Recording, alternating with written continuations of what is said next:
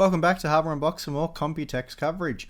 Today we're talking about AMD's new Ryzen Threadripper CPUs, as well as Intel's new Core X series. But before we get to that, a quick word about our sponsor, MSI. Once again, a big thanks to MSI for bringing me here this year. I wouldn't be here without them. If you're in the market for a new gaming desktop PC, then check out MSI's high-end Core i7 systems. Right now they're offering a free Uplay game key for Tom Clancy's Ghost Recon Wildlands with select purchases. Link is in the video description. As we all expected, Intel revealed its new family of Core X enthusiast-grade processors at Computex, while AMD revealed more details regarding Threadripper. So let's talk about the CPUs and make a few comparisons. Though before we get too far into it, please note we don't have any official model names, clock speeds or pricing info for the Threadripper series, while the clock speeds for Intel's higher-end Core i9 series is yet to be revealed as well. So for Intel, sitting at the head of the family is their answer to AMD's 16-core 32-thread CPU, the eye-watering Core i9 7980XE. And I say eye-watering not because it boasts an incredible 18 cores and 36 threads, but because it will set you back $2,000 US. The price might seem extreme for the flagship model, but Intel's also releasing a 4, 6, 8, 10, 12, 14 and 16 core model in what looks to be an outright assault on AMD. The Zen architecture has clearly lit a fire under Intel, and all this competition is good news for us, the consumer.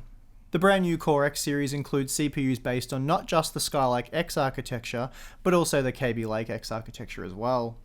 All CPUs that have a core count of anywhere from 6 to 18 cores are based on Skylake X, while the quad cores use the Kaby Lake X architecture. AMD's already fired the first shots with their 4-core, 6-core and 8-core models, and we're of course expecting the 10, 12, 14 and 16-core versions very soon.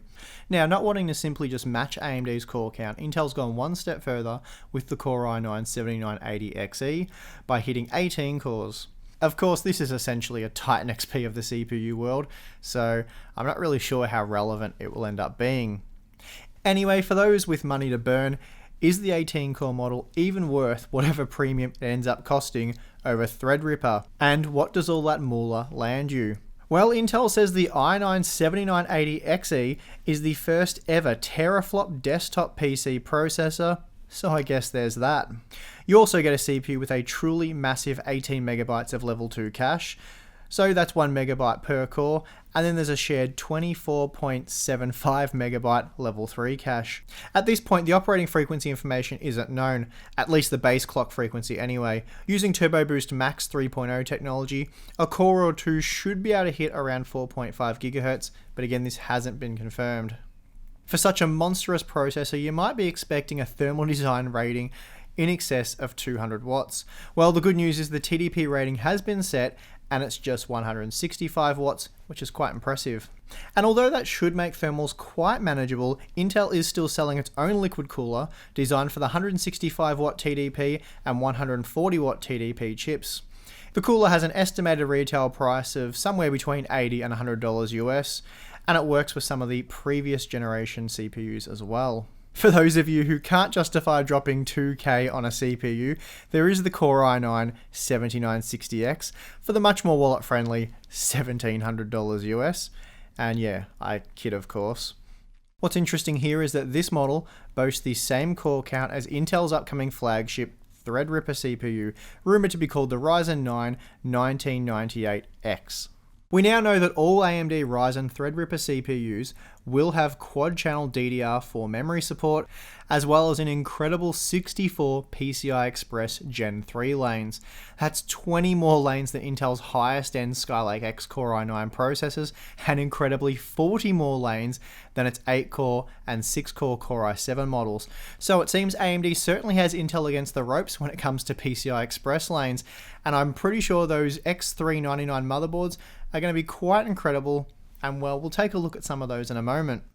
So with the 8-core Ryzen 7 1800X, currently priced at $500 US, and the 1700 model, which is essentially the same thing, costing just $310 US, how much can the 16-core Ryzen CPU really cost?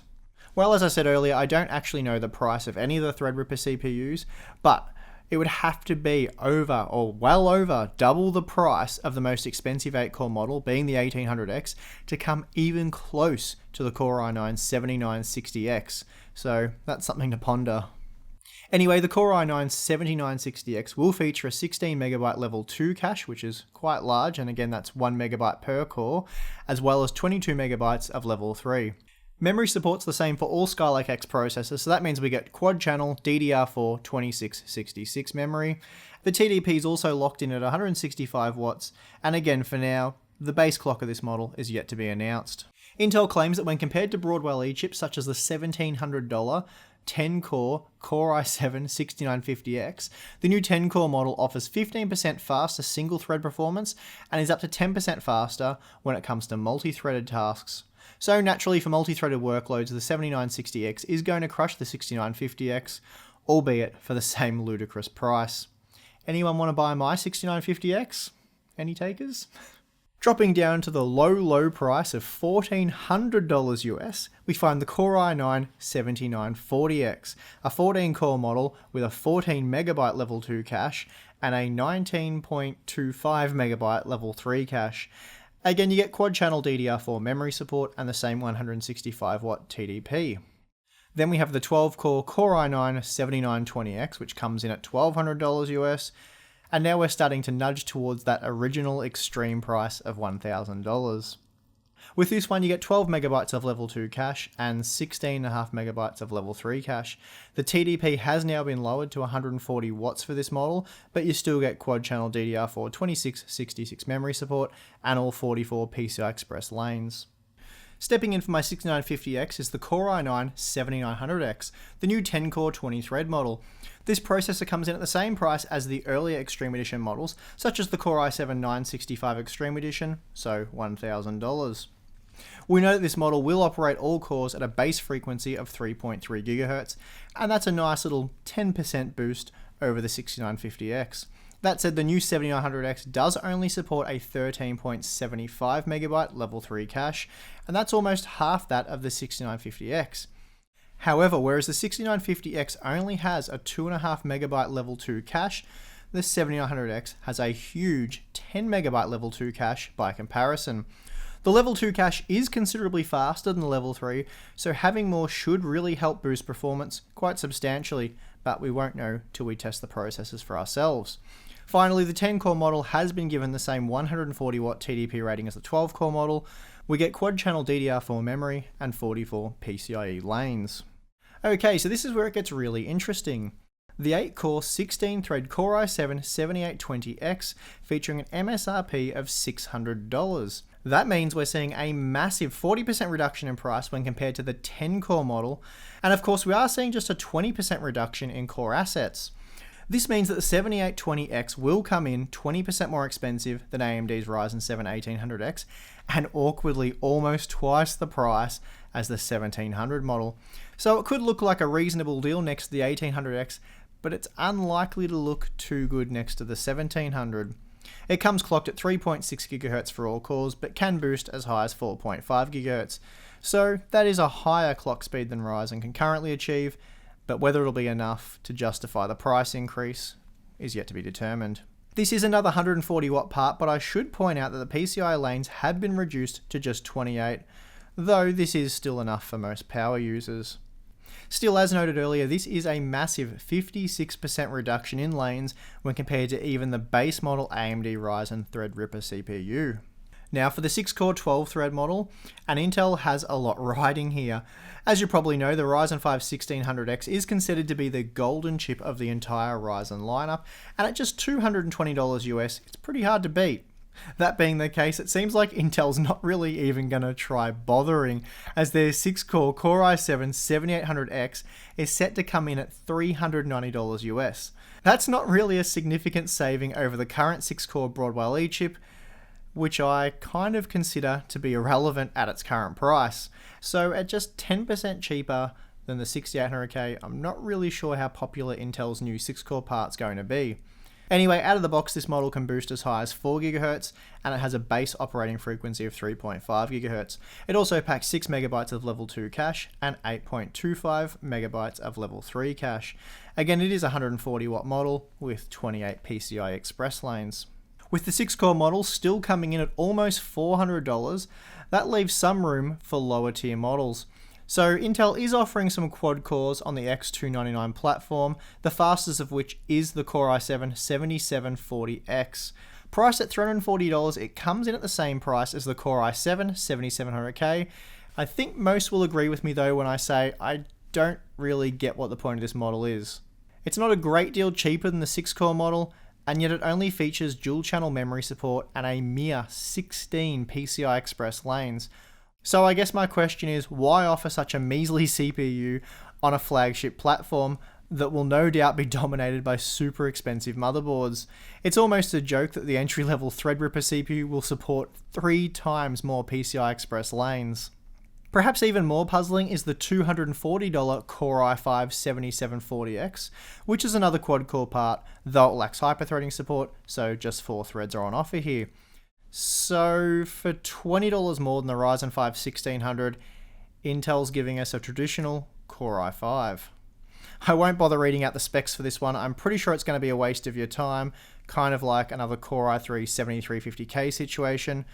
I'll pretty much simply tell you guys, don't buy it. Before wrapping things up, I checked out 2 X399 motherboards over at the ASRock booth. The first of which is the X399 Taichi, and this board does a pretty good job of trying to tackle all those PCI Express lanes with 4 PCIe x 16 slots and 3 M.2 slots. As you can see, that massive TR4 socket occupies a huge amount of space on the board, as do the 8 DIMM slots.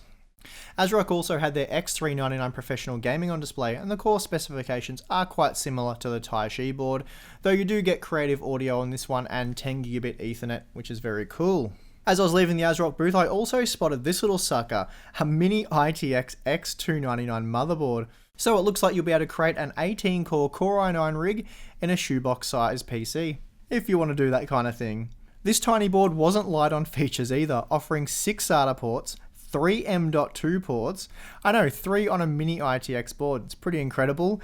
There was also a load of USB 3 ports, numerous networking options, and support for quad channel memory via 4 laptop-style DIMM slots. Impressive stuff, and I'm very keen to check out these new ASRock boards soon. So to recap, Intel's new Core X series certainly looks very interesting and perhaps even a bit confusing. They're clearly feeling the heat from Ryzen and going with an all-out assault.